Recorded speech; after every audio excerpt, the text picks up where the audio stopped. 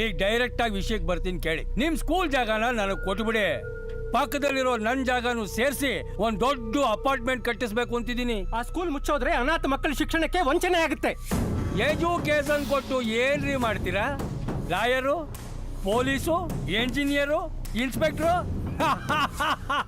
ನೋಡಿ, ಅಷ್ಟು ಜನ ನನ್ನ ಕೈ ಕೆಳಗಡೆನೆ ಇದ್ದಾರೆ. ನಾನು ಇವ್ರಿಗೂ ಬಾಸ್. ನಾನು ಬರೀ ಇಂಜಿನಿಯರ್ಗಳನ್ನ, ಲಾಯರ್ಗಳನ್ನ, ಡಾಕ್ಟರ್ಗಳನ್ನ ಮಾತ್ರ ಹುಟ್ಟಾಕಿಲ್ಲ. ನಿಮ್ಮಂತ ಕೊಬ್ಬಿರೋ ಮಂತ್ರಿಗಳನ್ನ ಮಟ್ಟ ಹಾಕುವಂತ ಶಿಷ್ಯ ಕೂಡ ನನ್ನ ಹತ್ರ ಇದ್ದಾನೆ. ಶಿಷ್ಯನ ಕರ್ಸಿ ನೋಡೋಣ. ಜಗ್ಗೋ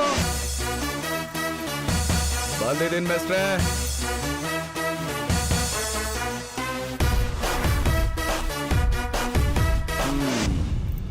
ಜಗ್ಗೋ, ಇದು ಕೋಟ್ಯಾಂತರ ವ್ಯವಹಾರ, ತಲೆ ಹಾಕದೇ ಇರೋದು ಒಳ್ಳೇದು. ನಮ್ ಜಗ್ಗುದಾದ ಹೆಸರಿಗೂ ಕೋಟ್ಯಾಂತರ ರೂಪಾಯಿ ಬೆಲೆ ಇದೆ. ನಾವು ಕೈ ಹಾಕೋದು ಕೋಟಿಗೆನೆ.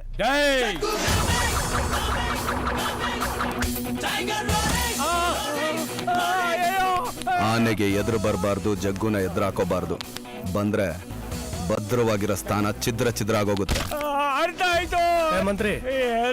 ಈಗ ಕೈ ಹಾಕಿರೋ ತಪ್ಪಿಗೆ ಪಕ್ಕದಲ್ಲಿರೋ ಖಾಲಿ ಜಾಗನ ನಮ್ ಸ್ಕೂಲ್ ಟ್ರಸ್ಟ್ ಹೆಸರಿಗೆ ಬರೀ. ಬರ್ಕೊಡ್ತೀನಿ. ಒಪ್ಕೊಂಡಲ್ಲ, ಬೆರಳು. ಮೇಸ್ಟ್ರೆ ಬನ್ನಿ, ಕ್ಲಾಸ್ ಮುಗೀತು. ಜೈ ಮಂಗಲ್ ಸಿಂಗ್, ಜೈ ಗಬ್ಬರ್ ಸಿಂಗ್, ಜೈ ಟೈಗರ್. ಆಹಾ, ಇವತ್ತು ನಿಮ್ಮ ಕರುಣೆ ಪ್ರೀತಿ ಆಶೀರ್ವಾದದಿಂದ ನನ್ನ ಮಗ ಜಗ್ಗು ದಾದ ಆದ. ನನ್ನ ಮಗನಿಗೆ ಪಟ್ಟಾಭಿಷೇಕ ಆಗಿರೋ ಖುಷಿನಲ್ಲಿ ಈ ಲಾಡುನೆಲ್ಲ ಎಲ್ರಿಗೂ ಹಂಚ್ಬಿಡು. ಎಲ್ಲ ಏರಿಯಾ ರೌಡಿಗಳಿಗೂ ಬಾಡೂಟ ಹಾಕ್ಸೋಣ. ಏನಮ್ಮ ಬಾಡೂಟದ ವಿಷಯ ನಡೀತೈತೆ? ನನ್ ಮಗನೇ, ನಿನಗೆ ನನ್ನ ದೃಷ್ಟಿನೇ ತಟ್ಟುತ್ತೆ. ಇರು 1 ನಿಮಿಷ. ಅಪ್ಪ, ತುಂಬಾ ಸಂತೋಷ. ಈಗ ನೀನು ಬೆಂಗಳೂರಿಗೆ ದೊಡ್ಡ ದದಾಗಿದೀಯಾ. ಇನ್ನು ನೀನು ಮುಂದೆ ದೊಡ್ಡ ದದಾಗಬೇಕು ಇವರ ತರ. ಅದಕ್ಕೇನೋ ಹೇಳ್ತಾರಲ್ಲ, ಏನದು? ಅದೇಮ್ಮ ಇಂಟರ್ನ್ಯಾಷನಲ್ ಡಾನು. ಅದಾಗ್ತೀಯಾ? ಆಗ್ತಾನೆ ಬಿಡು ಮಮ್ಮಿ. ನಮ್ ಜಗ್ಗುಗೆ ಏನ್ ಕಮ್ಮಿ? ಹೇಳ್ ಮಜ್ನು. ಬಂದೆ ಅಮ್ಮ. ಒಂದ್ ಸ್ವಲ್ಪ ಕೆಲಸ ಇದೆ, ಔಟ್ ಬಂದ್ಬಿಡ್ತೀನಿ. ಅಯ್ಯೋ ನನ್ ಕಂದ. ಬರ್ಲಾ ತಾತ? ಇವತ್ತು ನೀನು ಸ್ಪೆಷಲ್ ಸಾಂಗಿಗೆ ಬಾರ್ನಲ್ಲಿ ಡ್ಯಾನ್ಸ್ ಮಾಡಬೇಕು. ಅಮ್ಮ, ನಮ್ ಜಗ್ಗು ದಾದ ಆಗಿರೋ ಖುಷಿಯಲ್ಲಿ ನೆಲನ ಬಿರುಕ್ ಬಿಡೋ ರೇಂಜ್ಗೆ ಕುಣಿತೀನಿ.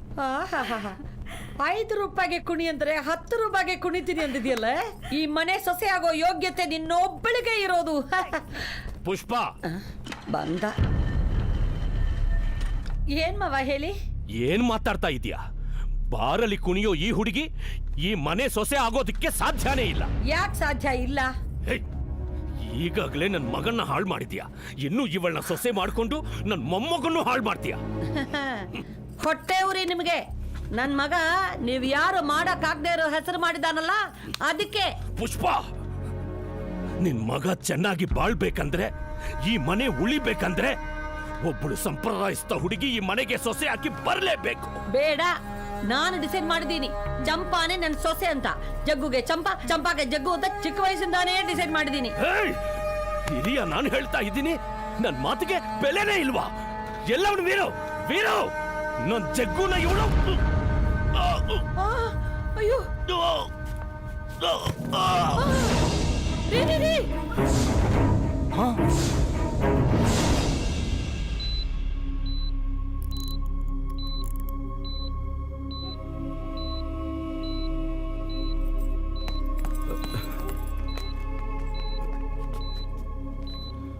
ಅಪ್ಪ, ಏನಾಯ್ತಪ್ಪ ತಾತನ್ಗೆ? ಆಂಜಿಯೋಪ್ಲಾಸ್ಟ್ ಮಾಡಿದ್ದಾರೆ ಕಣೋ. ಹಾರ್ಟ್ ಅಟ್ಯಾಕ್ ಆಯ್ತು. ತಾತ ತಾತ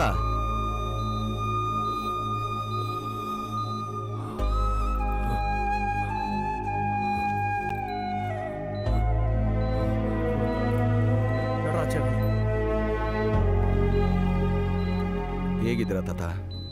ನಿಮ್ಗೆ ಹಾರ್ಟ್ ಅಟ್ಯಾಕ್ ಆಯ್ತು ಅಂತ ಕೇಳಿ ನನ್ನ ಹಾರ್ಟೇ ನಿಂತೋಗಿತ್ತು.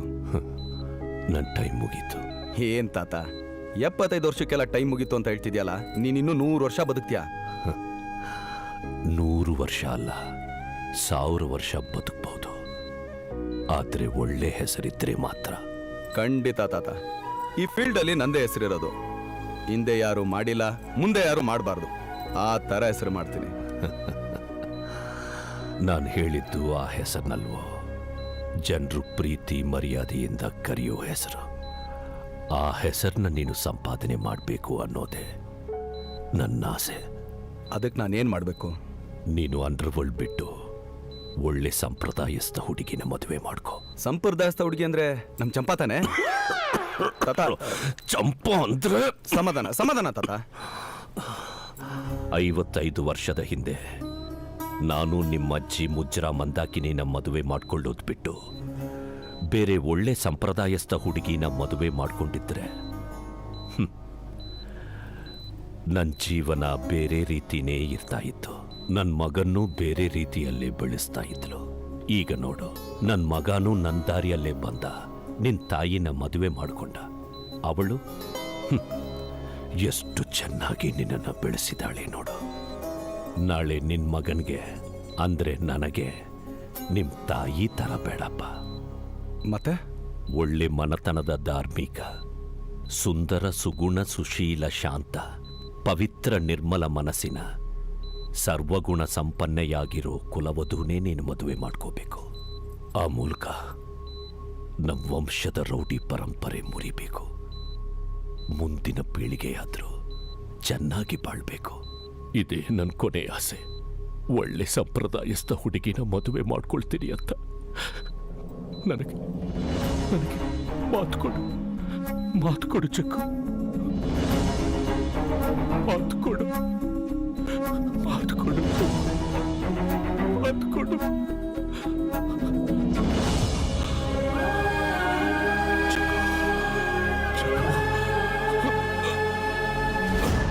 ತಾತ ತಾತ,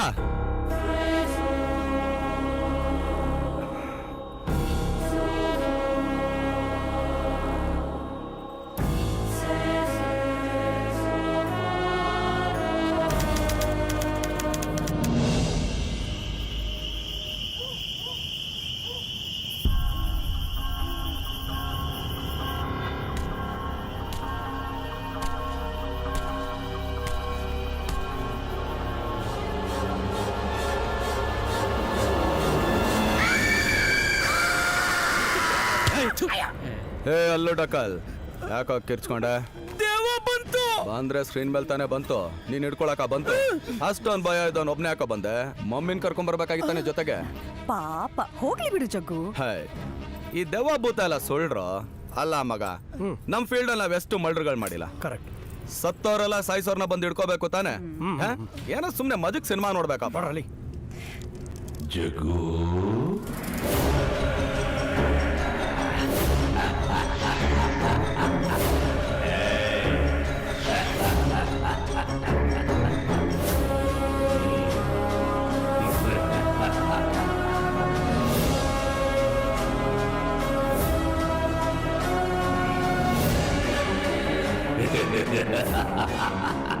ಸಂಪ್ರದಾಯಸ್ಥ ಹುಡುಗಿ ಮರಿಬೇಡ.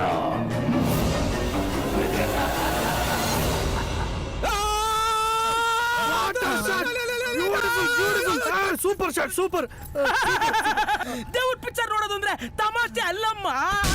ಮಗನ, ನೀನ್ ಕಿರ್ಚಿ ಕಿರ್ಚಿ ನಿನ್ ಪ್ರಮೇನೆಲ್ಲ ನಮಗ್ ಬರ್ಸ್ತಾ ಇದೆಯಲ್ಲೋ. ಗುರು ಹೋಗ್ಲಿ ಬಿಡು ಗುರು, ಪಾಪ ಅದು ಮಗು, ಅದು ಗೊತ್ತಾಗಿಲ್ಲ. ಈಗ ಹೇಳು ಗುರು, ಯಾಕೆ ಗುರು ಕಿರಿಸಿದೆ?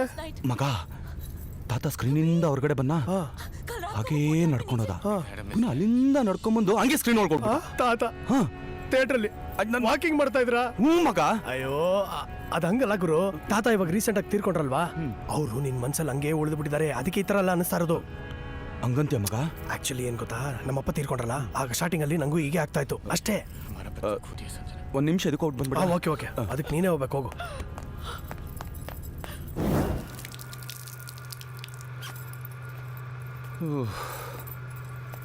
ಏನಪ್ಪ ಇದು? ಜಗು,